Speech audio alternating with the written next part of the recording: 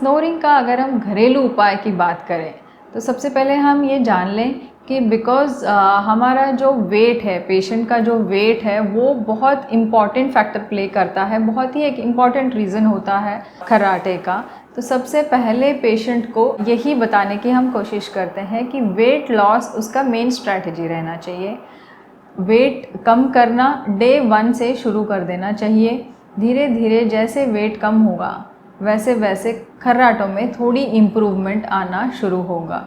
जैसे वेट कम करने के लिए हम लोग योगा करते हैं, एक्सरसाइजेस एडवाइस करते हैं पेशेंट को। पेशेंट जिम भी जा सकता है, डाइटिंग है, हेल्दी डाइट ले सकते हैं।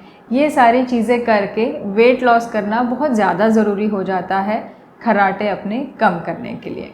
दूसरी चीज़, जब एक बारी वेट लॉस का प्रोसेस अगर स्टार्ट होता है, क्योंकि वेट लॉस का प्रोसेस काफ़ी लंबा चलता है, तो इसके लिए पेशेंट को काफ़ी डेडिकेटेड रहना पड़ेगा और पेशेंट को ये जानना ज़रूरी है कि वेट गेन, उनका वेट जो बढ़ा हुआ है वो उनका कारण है खर्राटे के लिए।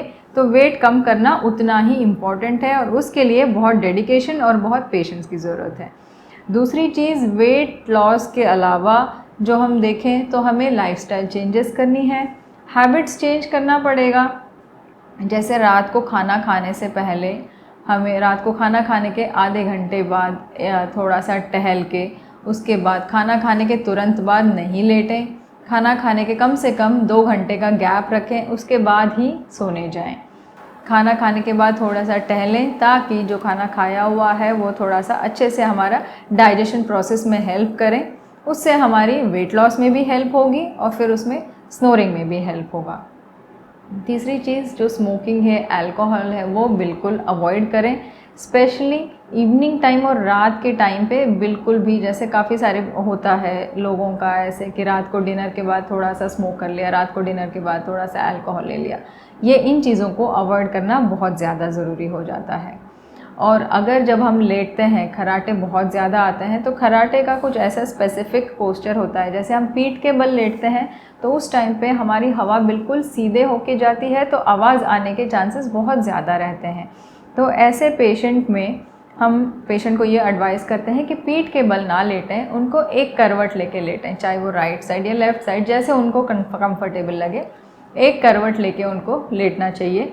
इससे खर्राटे की आवाज़ में पहले से थोड़ा सा इम्प्रूवमेंट हो जाएगा। इसके अलावा पेशेंट को अगर खर्राटे के जो है बहुत ज़्यादा प्रॉब्लम है, यूजुअली खर्राटे की प्रॉब्लम उनको, पेशेंट को खुद को नहीं होती, साथ वालों को होती है, बट जब ऐसा रहता है तो ये जानना ज़रूरी है कि हम अपने सर को, जो मतलब जो पेशेंट होता है उनका सर अगर हम थोड़ी सी हाइट पे रख के सोएं तो उससे भी खर्राटे की आवाज़ में, खर्राटे आने में काफ़ी बेटर लगता है। तो इसके लिए हम थोड़ा सा मोटा तकिया लेके सो सकते हैं। मोटा तकिया लेके सीधे ना लेटें, एक करवट लेटें, तो उससे भी काफ़ी हमें बेटर लगेगा। बहुत ज़्यादा अगर हमें नाक बंद लग रही है सोने से पहले, तो हम थोड़ा सा गर्म पानी करके उसका भाप भी ले सकते हैं, जिससे थोड़ी सी नाक खुलने में हेल्प हो जाएगी और उसकी वजह से भी खर्राटे हमारे कम हो सकते हैं। जो एलर्जी हो रही है उसकी वजह से भी खर्राटे आते हैं, तो हमें ऐसी कोई चीज़ अवॉइड करनी चाहिए, ऐसी चीज़ों का परहेज़ रखना चाहिए जिसकी वजह से हमें एलर्जी हो रही हो। जैसे कोई तेज़ धुआं है, जैसे कोई बहुत तेज़ खुशबू है घर में, इन चीज़ों का हमें हमेशा ही परहेज़ रखना चाहिए, क्योंकि इन चीज़ों की वजह से हमें एलर्जी होती है और एलर्जी की वजह से नाक में सूजन आ सकता है और उसकी वजह से भी खर्राटे आ सकते हैं। तो घर पे रह के हमें इन चीज़ों का परहेज़ करना चाहिए ताकि इनका जो इफ़ेक्ट है, जिनकी वजह से खर्राटे आ रहे हैं, वो इफ़ेक्ट इनका कम हो। अगर इसके बाद भी हमें लगता है कि नहीं, खर्राटे के इशू सॉर्ट आउट नहीं हो रही है, ये सॉल्व नहीं हो पा रहा है, तब फिर ईएनटी स्पेशलिस्ट के पास बिल्कुल चले जाएं, एक बारी चेक करा लें और जो उसका रीज़न है, अंडरलाइंग जो कॉज है, उसकी ट्रीटमेंट करा जाए।